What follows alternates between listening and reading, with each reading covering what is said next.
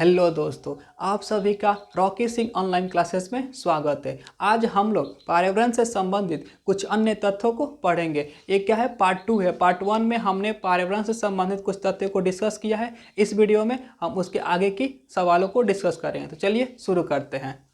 Okay, देखिए इसमें मैंने क्या किया है, मैंने नेशनल पार्क से संबंधित मैंने 7-8 को क्वेश्चन लिए हैं। ठीक है, सबसे पहले उसको डिस्कस करते हैं कि देखिए पहला सवाल है कि नंदा देवी जीव मंडल किस राज्य में पड़ता है। तो नंदा देवी जीव मंडल उत्तराखंड राज्य में पड़ता है। और इसी नंदा देवी से हमको एक और नाम याद रखना है कि जो नंदा देवी एक माउंटेन भी है, नंदा देवी पर्वत है। ठीक है, और ये किस राज्य में पड़ता है, तो ये भी उत्तराखंड राज्य में ही पड़ता है। ओके, दूसरा सवाल है कि चंदौली नेशनल पार्क ये किस राज्य में पड़ता है। तो चंदौली नेशनल पार्क महाराष्ट्र राज्य में पड़ता है। ओके, अगला सवाल है कि राजीव गांधी नेशनल पार्क ये किस राज्य में पड़ता है। तो ये है आपके कर्नाटक राज्य में। ओके, देखिए इसके बाद जो है काजीरंगा नेशनल पार्क बहुत ही इंपॉर्टेंट है एग्जाम के दृष्टि से। क्यों, क्योंकि देखिए पहला सवाल तो ये पूछता है कि काजीरंगा नेशनल पार्क किस राज्य में है, तो ये आपका असम राज्य हो जाएगा। और उसके बाद पूछता है कि किस लिए फेमस है, तो ये एक सींग वाले गेंडा के लिए क्या है, फेमस है।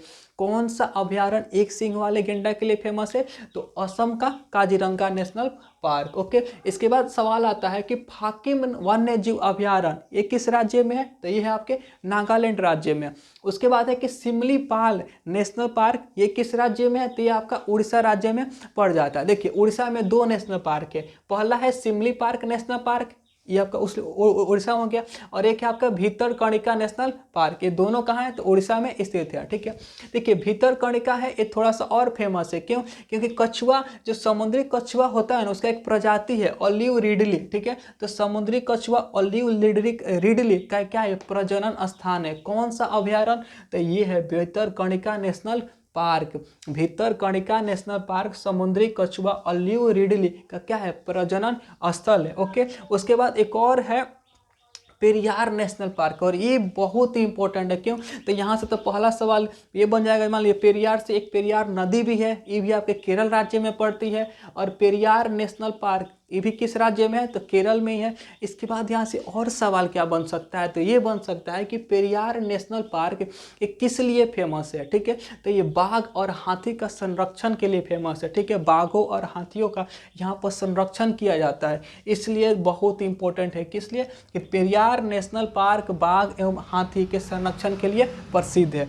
ओके, अब इसके बाद सवाल आता है कि भारत का पहला राष्ट्रीय उद्यान कौन सा था। ओके, तो पहला राष्ट्रीय उद्यान जिम कॉर्बेट राष्ट्रीय उद्यान था, और ये किस राज्य में पड़ता है, तो ये उत्तराखंड राज्य में पड़ता है। ओके, हमने अभी तक नेशनल पार्क से संबंधित जितने क्वेश्चन बन सकते हैं कुछ का डिस्कस किया है। नेशनल पार्क एक बहुत बड़ा टॉपिक है। ओके, चलिए अगला सवाल अब हम लोगों का है ओजोन परत से संबंधित हम लोग क्या करेंगे, डिस्कस करेंगे। ठीक है, देखिए तो पहला सवाल तो ये बन जाता है कि ओजोन परत जो है आखिर ये वायु जो एटमॉस्फेयर है उसके किस लेयर में स्थित है। ठीक है, तो देखिए ओजोन परत जो है अगर हिंदी में कहें तो समताप मंडल में, और इसी को इंग्लिश में कहें तो स्ट्रेटोस्फीयर में क्या है, पाया जाता है, चाहे स्थित है। ठीक है, स्ट्रेटोस्फीयर में। ओके, और दूसरा सवाल बन जाता है कि जो ओजोन परत है, जो ओजोन गैस है, ठीक है, उसका केमिकल फार्मूला क्या होगा, अणुसूत्र क्या होगा। तो ओजोन गैस का केमिकल फार्मूला होता है O3। ओके, उसके बाद है कि हम लोग ओजोन दिवस कब मनाते हैं। ठीक है, तो ओजोन दिवस प्रत्येक वर्ष 16 सितंबर को मनाया जाता है।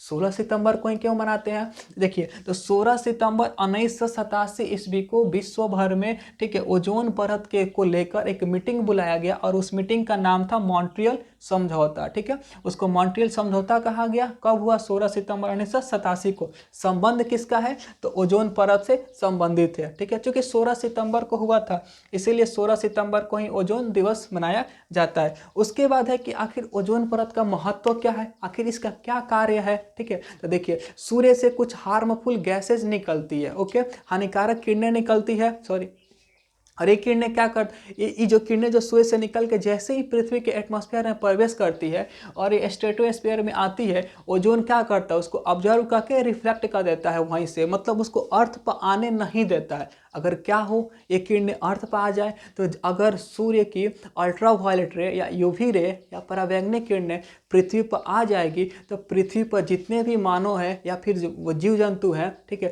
सभी क्या होंगे, सभी को त्वचा कैंसर की बीमारी हो जाएगी, मतलब स्किन से संबंधित उनको डिसीज हो जाएगा। तो इस रोग से हमें कौन बचाता है, तो हमें ओजोन परत बचाता है, ठीक है। अब आता है कि देखिए ओजोन परत में क्या है ना, एक जगह पर होल हो गया है, ठीक है, एक स्थान पर होल हो गया है, तो उसका नाम क्या है, तो अंटार्कटिका महाद्वीप के ऊपर, ठीक है, अंटार्कटिका महाद्वीप के ऊपर ओजोन में क्या हो गया, ओजोन परत की जो डेंसिटी है ना हल्की पतली हो गई है, उसमें हल्का सा होल हो गया, ठीक है। अब है कि आखिर ये होल होता कैसा है, ओजोन परत क्या है, वो गैसों का लेयर है, सारे गैस है, ठीक है। तो उसको क्या माने कौन, उसके कुछ केमिकल कंपाउंड है जो उस लेयर को क्या पतला करने का कार्य करते हैं, तोड़ने का कार्य करते हैं। O3 है, इसको ऑक्सीजन और O में बदलने का कार्य करते हैं। आखिर कौन से कंपाउंड है, तो उनको CFC कहा जाता है, मतलब क्लोरोफ्लोरोकार्बन। CFC का पूरा नाम क्लोरोफ्लोरोकार्बन, ठीक है। ये क्या ऐसे कंपाउंड है जो ओजोन जो गैस है ना उसके लेयर को पतला करने का कार्य करते हैं, उसको तोड़ने का कार्य करते हैं, ओके। तो ओजोन से इतना क्वेश्चन बहुत ही इंपॉर्टेंट है और हर सवाल में हर एग्जाम में पूछे जाने की संभावना रहती है, ओके। चलिए उसके बाद हम लोग अगले क्वेश्चन की ओर आते हैं कि इको मार्ग क्या है, ठीक है।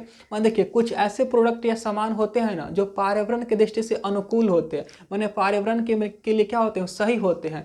तो वैसे माने सामान को ही या वैसे प्रोडक्ट पर ही जो लेबल लगाया जाता है उसी को हम लोग इको मार्ग कहते हैं, ठीक है। और इसके लिए 1991 में भारत सरकार के द्वारा इको लेबलिंग योजना की शुरुआत की गई थी, ठीक है, कि जो पदार्थ इन्वायरमेंट के लिए अच्छा रहेगा उसको हम लोग इको मार्क का लेबल लगाएंगे। और इसकी शुरुआत कब की जा रही है, 1991 ईस्वी में, ठीक है। अब मान लीजिए जो इन्वायरमेंट के लिए अच्छा है उसके लिए तो इको मार्क हो गया, लेकिन कुछ ऐसे भी पदार्थ हैं जो कृषि से संबंधित है, जो खेती से संबंधित है, ठीक है, तो उनके लिए कौन सा हम मार्क लगाएंगे, चिन्ह लगाएंगे, तो उनके लिए हम एग मार्क का चिन्ह लगाएंगे, ओके। तो एग मार्क क्या है, तो एक एग्रीकल्चर प्रोडक्ट का जो क्वालिटी बताएगा, माने जिस अगर मान लीजिए कोई मैंने प्रोडक्ट हुआ उस पर ये चिन्ह लग गया तो इसके बारे में ये प्रोडक्ट बताएगा ना, उसमें इसकी क्वालिटी बताएगा कितना अच्छा है या फिर खराब है, ओके। उसकी क्वालिटी बताने का काम करेगा क्या, एग मार्क। किस चीज़ का, तो एग्रीकल्चर प्रोडक्ट का, ओके।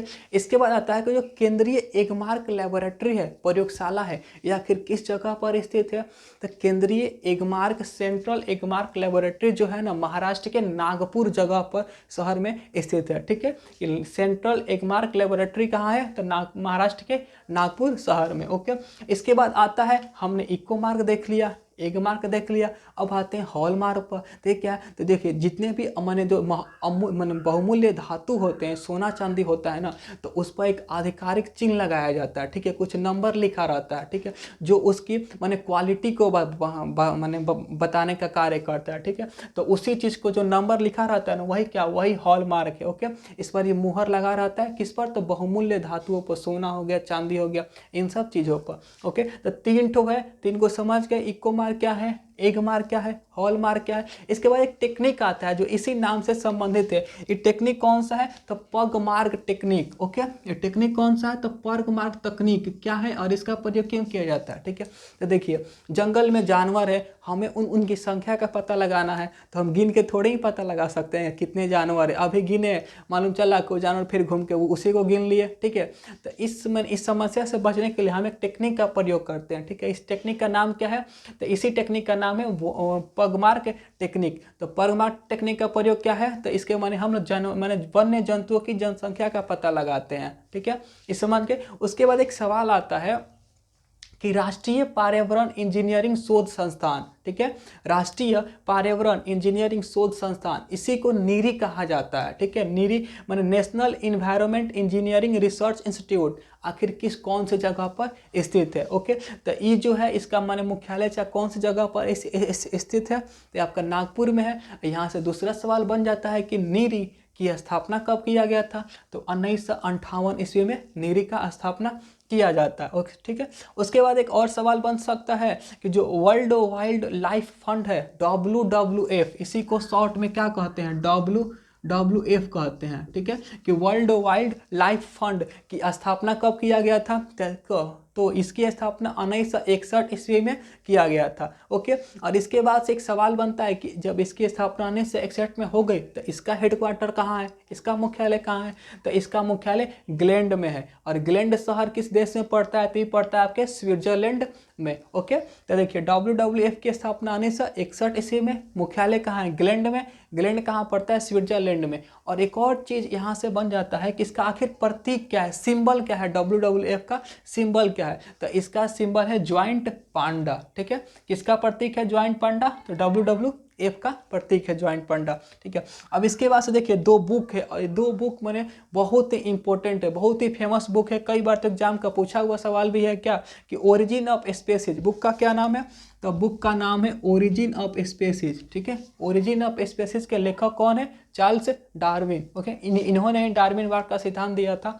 उसके बाद एक और बुक है philosophy zoologic. Okay, philosophy zoologic, इसके लेखक कौन है? तो इसी के लेखक है लेमार्क, और इन्होंने लेमार्कवाद का सिद्धांत दिया था। ओके, अब देखिए एक जीव है, ठीक है, जो क्या करता है, मच्छर का जो लार्वा होता है ना उसको खाने का कार्य करता है, जिससे क्या होता है, मच्छरों की जो जनसंख्या है ना उस पर नियंत्रण, मान उसको मच्छर को कम किया जा सकता है।